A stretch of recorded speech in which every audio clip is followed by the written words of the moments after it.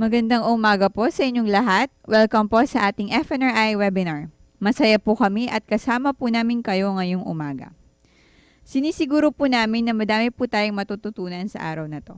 Ngayong umaga ay tatalakayin po natin ang Pinggang Pinoy. Ano nga ba ang Pinggang Pinoy at paano ito makakatulong sa atin para masigurado na magiging masustansya ang ating mga kinakain? Kung kayo po ay may mga katanungan sa ating lecture, maaari po ninyong i-type sa ating chat box at sasagutin po natin ito matapos ang ating lecture. Ang ating speaker sa umaga na ito ay isang registered nutritionist dietitian. Nagtapos po ng kanyang MS on Human Nutrition from Wageningen University, Netherlands. Siya po ay kasalukuyang Science Research Specialist 1 dito po sa FNRI. Pakinggan po natin si Mr. Robby Carlo. Magandang umaga po sa lahat at ako'y nagagalak na i-present ang Pinggang Pinoy at sana po'y may matutunan kayo sa session na ito. Bago ko simulan ng presentation, tatanungin ko kayo, anong kinain nyo ngayong almusal? At nais kong sabihin na pakialalahanan ang litrato na to dahil babalikan natin mamaya ito. So ang outline ng presentation ko po ay ang overview ng nutrition and health sa Philippines. Pangalawa ay basic concept of food. Pangatlo, what is a food guide? And ang pang-apat ay zooming into Pinggang Pinoy.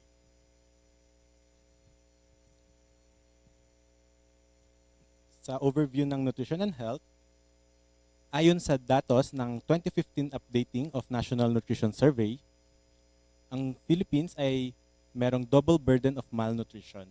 Ano po ba ang double burden of malnutrition? Ang double burden of malnutrition ay characterized by the coexistence of undernutrition along with overnutrition. Makita po natin na 3 out of 10 or 31.1% of adults ay classified as overweight or obese. Tapos, 1 out of 10 naman ang chronically energy deficient or kulang sa nutrisyon, kulang sa timbang. Kung titignan naman natin sa bata, may double burden of malnutrition din. Ngunit ang sitwasyon naman, mas mataas ang may underweight at mas mababa ang overweight. So dahil sa nutrition na to, ba't ba natin to kailangan alamin? Ang nutritional status ay nakaka-apekto sa ating pangkalusugan. At alam natin na ang diet ay malaki ang nako-contribute sa NCDs o non-communicable diseases. Ang NCDs ay mga sakit na hindi nakakahawa. Ito ay dulot ng lifestyle choices ng isang individual. May mga contribution to tulad ng sa genetics, pero mostly, choices po ng tao ang nagiging cause ng NCDs. Ang mga sakit sa NCDs ay kinabibilangan ng cardiovascular disease o sakit sa puso, cancer, diabetes, at chronic respiratory diseases. Makita po natin na 60% of death sa ating bansa ay caused by NCDs. Ano po ba ang risk factors for NCDs? Gaya ng nasabi ko, may dalawang factor sa NCDs.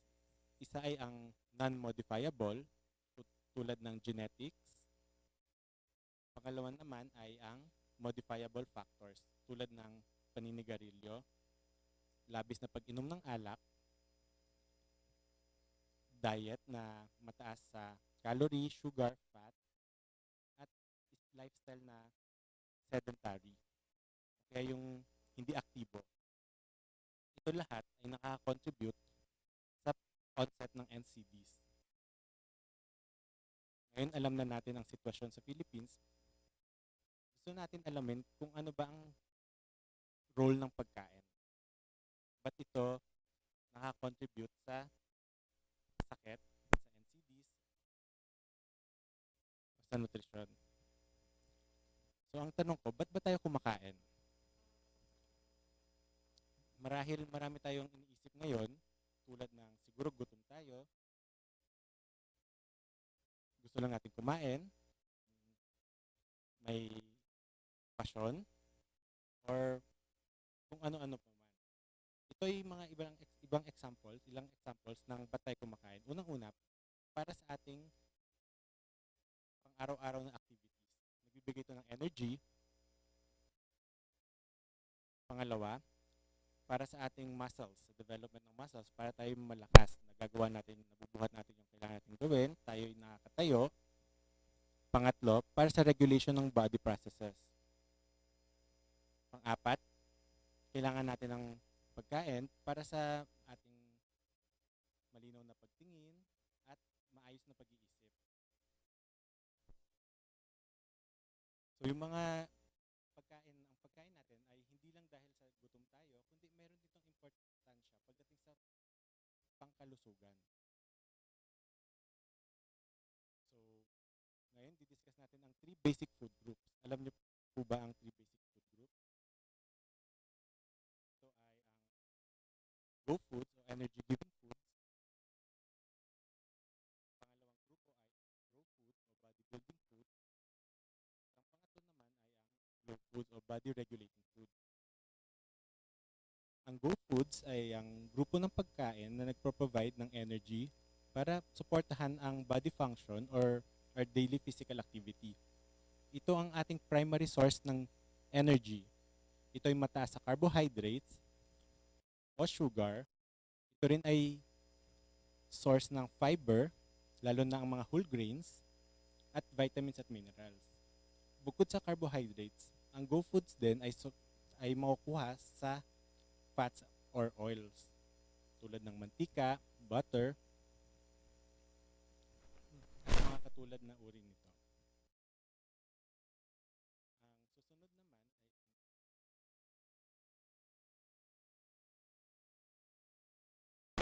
Ang susunod naman ay susunod na slide ang example ng go food.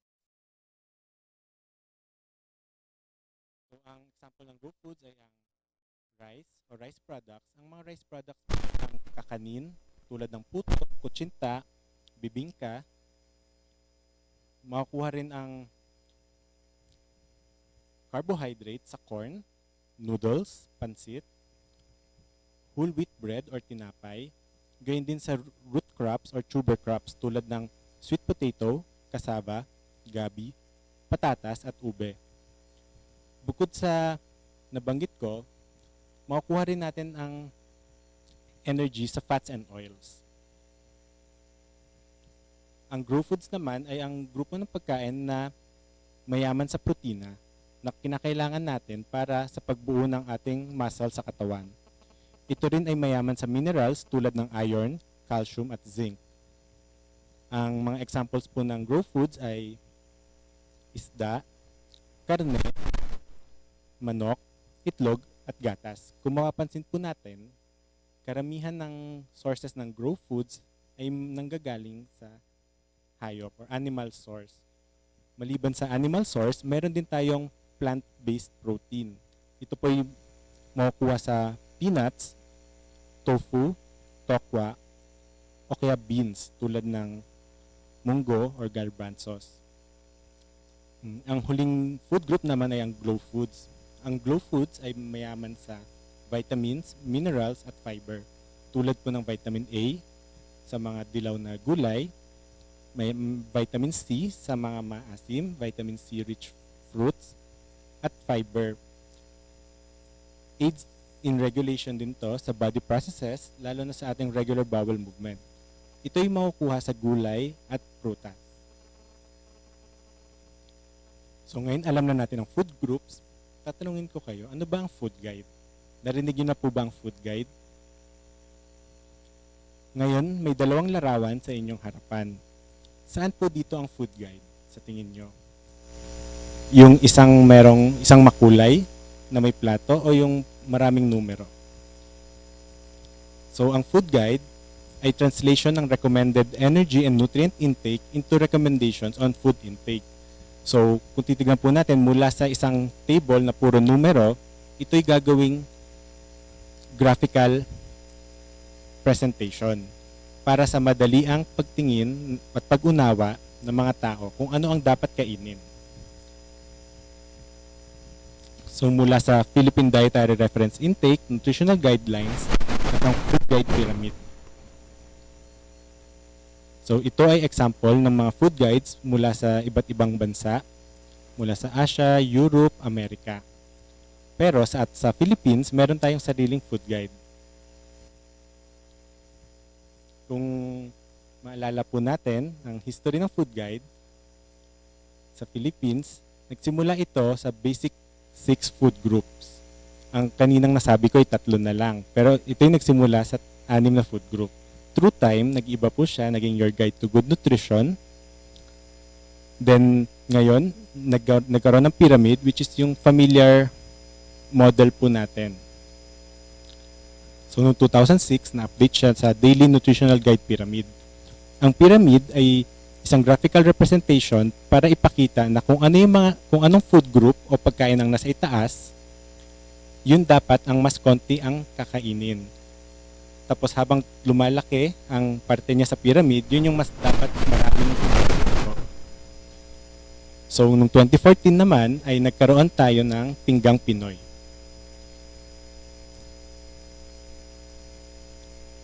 So, ba't ba natin ginawa ang Pinggang Pinoy? Meron naman po tayong Daily Nutritional Guide Pyramid. Ayon po sa pananaliksik sa formative research na ginawa ng FNRI, nalaman po na kailangan pang i-improve ang effectiveness ng Daily Nutritional Guide Pyramid. Though ang Nutritional Guide Pyramid still has utility value because of its recommendation per day, kailangan lang ito i-complement ng isang food guide kagaya ng Pinggang Pinoy na pinapakita naman ay per meal basis po.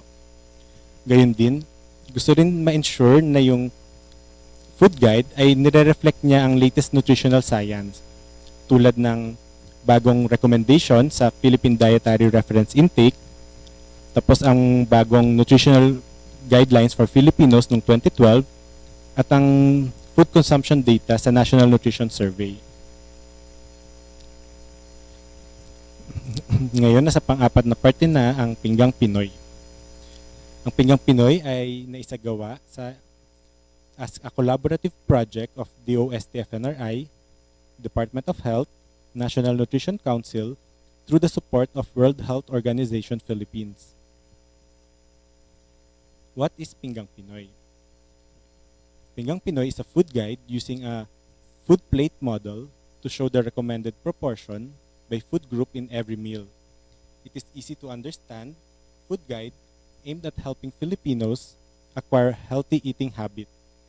Kung titignan po natin ang difference niya sa pyramid, ito ay plate-based food guide. Makita natin yung pagkahati-hati nito sa plato at nandito yung 3 food group na nabanggit ko po kanina, which is ang grow, glow, go, grow, at glow. Maliban sa go, grow, at glow component ng Pinggang Pinoy, makita rin po natin ang baso sa may tabi ng saging. The glass is filled with water to show the importance of hydration. Likewise, may placemat rin po or banig, which is a traditional hand-woven product of the country. So, kita-kita po natin ang pagiging pag-celebrate ng ating Filipino culture sa bagong food guide na Pinggang Pinoy. Ulitin ko lang po, ang Pinggang Pinoy provides a per meal recommendation of food intake, while Food Guide Pyramid is a food guide on a per-day basis. Ang Pinggang Pinoy intends to complement the food pyramid. Hindi po niya pinapalitan. Papakita ko lang po ang sample portion sizes ng Pinggang Pinoy based on a 2,000 calorie meal plan. So sa Go, which is rice and alternatives, ang 1 serving nito ay maaring isang tasang kanin, 4 na perasong pandesal na maliliit o 4 na hiwa ng tinapay. Pwede rin isang tasa ng cooked noodles o macaroni at 1 perasong root crop na maliit tulad ng kamote, kamoting kahoy, gabi at ube. Sa susunod na food group naman ay ang grow food, which is fish and alternatives. Ito ay 2 servings of any of the following. Pwedeng 2 maliit na isda tulad ng galunggong, pwedeng maliit na hita ng manok, maliit na hiwa ng chicken breast, o kaya 1 perasong itlog. Sa Glow Foods naman ay 1 serving of fruits. Ito ay pwedeng 1 medium-sized fruit tulad ng banana, dalanghita o kaimito, o kaya isang malaking hiwa ng pakwan o papaya. At sa vegetable naman, ang recommended serving ay 3/4 to 1 cup of cooked or raw vegetable. Kung mapapansin po natin, mas malaki ang portion na ino-occupy ng gulay kesa sa prutas. Ito ay gusto namin ipakita na mas madami pa rin dapat ang intake natin ng gulay kesa sa prutas. Dahil ang prutas, kung sobrang intake, ito ay mataas sa sugar kumpara sa gulay. So, nung pinakita ko ang 2,000 calorie, meron ba tayo para sa iba-ibang age group? Ang sagot po niyan ay oo. Nag-develop rin po ang FNRI ng Pinggang Pinoy for different age groups. Dahil alam natin na iba-iba ang pangangailangan throughout the age group. Mula bata, teenagers, adult, hanggang sa elderly, gayon din sa mga mothers, pregnant, and lactating mothers. So, ipapakita ko po dito sa isang slide ang pagkaiba-iba ng rekomendasyon ng Pinggang Pinoy per age group. So, nandito po sa isang slide na to ang Pinggang Pinoy for kids, teenagers, adults, elderly, and pregnant and lactating. Focusing po sa kids, makita natin na habang tumatanda, dumadami ang serving ng pagkain. Tapos sa teenagers naman, mas malaki ang serving portion nito kumpara sa male adults o female adults. So makita natin ang teenagers ang may pinakamataas na rekomendasyon pagdating sa recommended energy and nutrient intakes. Ito ay para suportahan ang kanilang growth spurt, ang transition from childhood to adulthood, at mas mataas ang demand nila sa nutrients. Sa adult naman at sa elderly, mapapansin natin na ang protina ay the same, constant pa din, pero ang energy o ang carbohydrates mas kumukonte pag elderly. And for pregnant and lactating women, mas mataas ang recommendation nito pagdating sa energy as compared sa adult na female. Sa susunod na slides, makita natin in detail kung ano yung mga equivalent portions nito.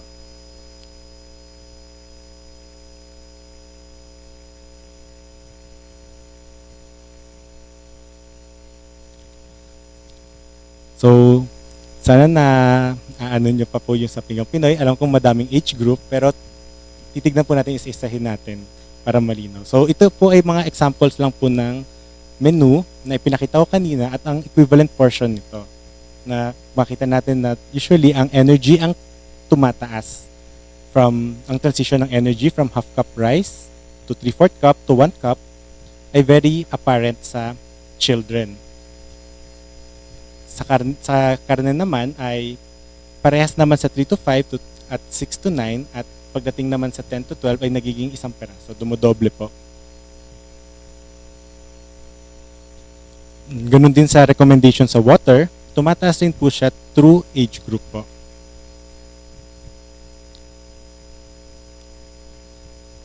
Dito sa teenagers naman, makita natin na mas mataas ang recommendation sa male compared sa female. At 2 cups naman para sa lalaking teen at sa babae naman ay 1.5 cup. For adults, ganun din po ang principle, mas mataas ang recommendation ng males compared sa females. Same with sa elderly. At sa pregnant and lactating naman ay almost similar na po. Nagkakatalo na lang po sa requirement ng water dahil mas kailangan ng lactating women ang hydration. Ito naman ay sample ng meal plan for 1 day using Pinggang Pinoy. Makita natin dito, may nilagay kaming snacks na din po. Ito ay recommendation for male and female adults. So, babalikan po natin ang litrato na pinakita ko kanina sa simula. Ano po ba ang mapapansin natin sa litrato na to? Knowing yung mga information na nakuha natin through sa Pinggang Pinoy. Kulang po ba to sa kanin? Sobra po ba sa karne? kulang makita natin ngayon. Ngayon makita natin na pwede natin bawasan ng pandesal dahil meron na tayong kanin. Pwedeng alisin ng hotdog, ang tapa, at yung isda pwedeng hatiin dahil meron naman tayong itlog.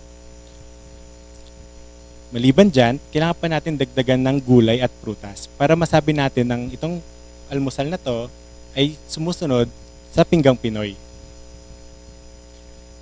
So to stay healthy, we need to aim for balance, variety, and moderation on our meals.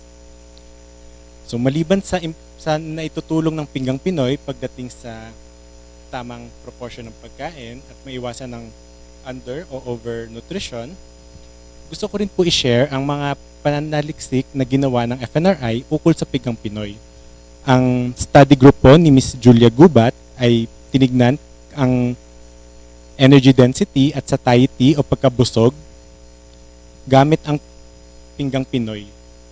So makita po natin na sa study niya, ang isang pagkain o isang almusal na following Pinggang Pinoy can sustain the feeling of fullness until around 3 hours. So hindi naman natin nade-deprive yung sarili natin pagdating sa aspect ng pagkabusog sa Pinggang Pinoy. Ito ay kinonduct niya noong 2015 at naitapos rin noong 2016 po. So ang take-home message natin sa Pinggang Pinoy ay ang Pinggang Pinoy should follow half of the plate is occupied by vegetable and fruits, with vegetable na mas madami kaysa sa prutas, while the go and grow food should take up other half with more rice than fish. Pinggang Pinoy conveys the concept of eating a variety of foods in the right proportion to meet the body's energy and nutrient needs in a simple and understandable way. And always remember, there's no single food that can give you all the nutrients that your body needs. The important key for healthy eating is variety, balance, and moderation. So, along with following healthy choices using Pinggang Pinoy, i-complement din natin to ng isang healthy lifestyle, a more engaging, active lifestyle, and less moderate alcohol intake and no smoking para sa isang healthy Filipino population. So, ito, iniano ko lang yung importansya talaga ng Pinggang Pinoy na kailangan half of the plate should be vegetable and fruit dahil alam natin ito yung medyo weakness natin when it comes to eating. So, ini-emphasize ko rin po, half of the plate would be vegetable and fruits with more vegetable than fruit. So, we hope that Pinggang Pinoy becomes the plate of every Filipinos and helps contribute in making a positive change in our nation's health and nutritional well-being. So, this slide shows some collaterals na ginawa po ng FNRI with regards to Pinggang Pinoy. May brochure, placemat, and handbooks. And hopefully, you have a copy of this.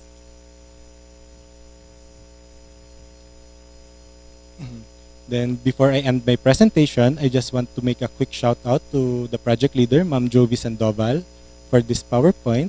And you may contact us at 837-2071, local 2281.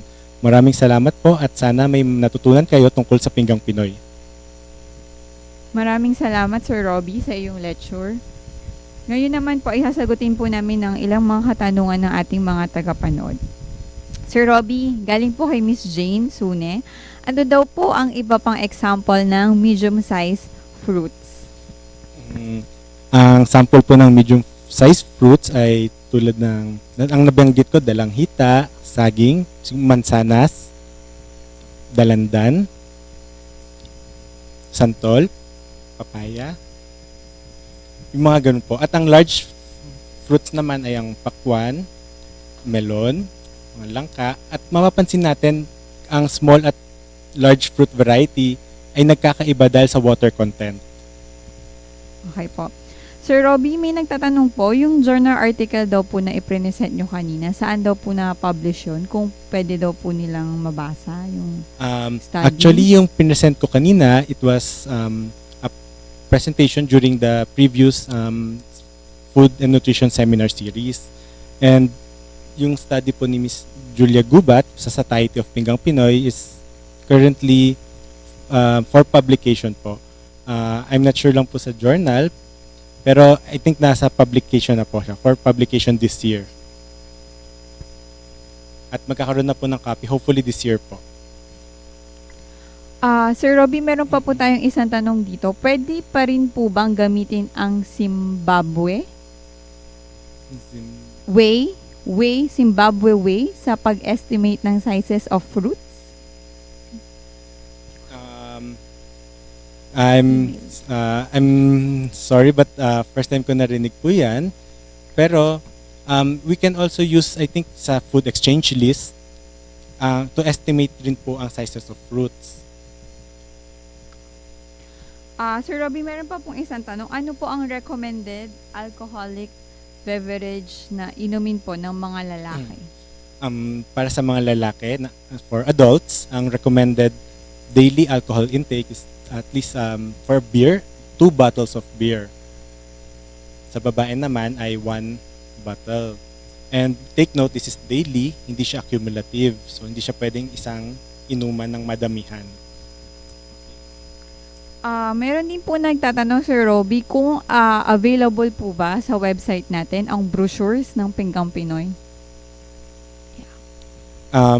Pwede pong sumulat at makipag-ugnayan po sa office if gusto pong makakuha ng copies ng Pinggang Pinoy materials. Sa tingin ko po, wala na po tayong mga katanungan.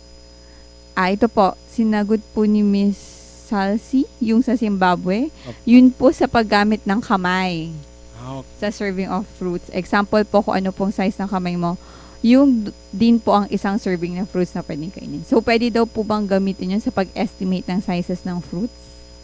Actually, mapapansin po natin na ginagamit siya usually sa Western countries like US, UK, or maybe Australia. Pero sa Philippines, hindi po siya na pag-aralan. Gayun din, pag titignan natin sa age group, makita natin yung size ng palm ng bata ay maliit. So, pero ang recommendation niya is mas malaki kaysa doon sa kamay ng bata. But for adults, maybe it would work, pero I suggest to look to use FEL for servings of fruits po. Okay po. So, yung pong mga nagtatanong po ng brochure, libre po ang brochure ng Pinggang Pinoy. Kailangan lang pong sumulat sa aming director, Yeah. Dr. Mario V. Capansana po, and palagay po kung saan po natin gagamitin ang Pinggang Pinoy brochure na hinihingi po natin. So, wala po yung bayad. So, kailangan lang po natin ng request letter from our director po. So, kung wala na pong katanungan, maraming salamat po sa pagsama sa amin ngayong araw na ito. Huwag po nating kalimutang sagutan ang post-test at evaluation form para po makakuha tayo ng Certificate of Participation. Para masagutan ng mga ito, i-click lamang po ang inyong profile button sa inyong homepage sa iTrain website ng IFNRI.